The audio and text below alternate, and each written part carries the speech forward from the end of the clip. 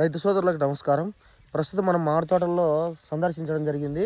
చాలామంది రైతులు పూత అనేది పిందె కట్టడం లేదు, ఎందుకు అనేది అడగడం జరిగింది. దానికోసమే రావడం జరిగింది. ఇక్కడ చూసిన వాళ్ళు చెప్పడం ఏంటంటే, మా తోటలో ఎటువంటి రసం పీల్చే పురుగులు లేవు, నీళ్ళు కూడా బాగా ఇస్తున్నాం, ఎటువంటి బెట్ట పరిస్థితులు లేకుండా. అదేవిధంగా మాకు అన్ని న్యూట్రియన్స్ పూత పిందె ఫామ్ అవ్వడానికి కావాల్సినటువంటి అన్ని న్యూట్రియన్స్ ఉన్నటువంటి ఆర్కా మ్యాంగో స్పెషల్ని కూడా ఇచ్చాము, స్ప్రే చేసాము. అయినా కానీ పూత అనేది పిందె కట్టకుండా ఈ విధంగా పూత రాలిపోతూ ఉంది. దీనికి కారణం ఏందనేది చాలామంది అడుగుతున్నారు. దీనికి కారణం ఏంటంటే, మామిడి తోటల్లో ఫలదీకరణ ద్వారానే ఈ యొక్క పూత అనేది పిందెగా ఫామ్ అవుతూ ఉంటుంది.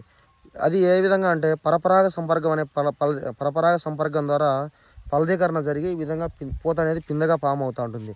ఈ పరపరాగ సంపర్కంలో కీ రోల్ పోషించేది తేనెటీగలు. ఒక మీడియా లాగా, ఒక వాహకం లాగా ఉంటాయి.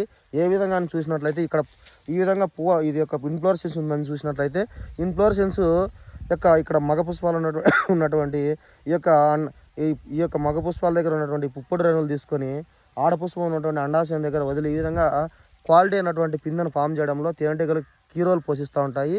ఈ విధంగా తేనెటీగలు ఉన్నటువంటి పొలాలలో ఎటువంటి ఇబ్బంది లేకుండా ఫలదీకరణ జరిగి 100% మంచి పిందె అనేది కట్టడం జరుగుతూ ఉంటుంది. తేనెటీగలు లేని చోట ఈ దుస్థితి వస్తూ ఉంటుంది. మనం ఎన్ని న్యూట్రియన్స్ వాడినా, ఎన్ని మందులు వాడినా, ఏం చేసినా అది ఇదే దుస్థితి అనమాట, పిందె కట్టదు. అందువల్ల తేనెటీగలు ఉండాలంటే మనము వాటికి ఎటువంటి హాని జరగనటువంటి మందులను అనుభవజ్ఞులైనటువంటి వ్యవసాయ ఉద్యాన అధికారులు, శాస్త్రవేత్తల ద్వారా మాత్రమే సలహాలు సూచనలు తీసుకొని మాత్రమే మందులు పిచికారి చేయాలి.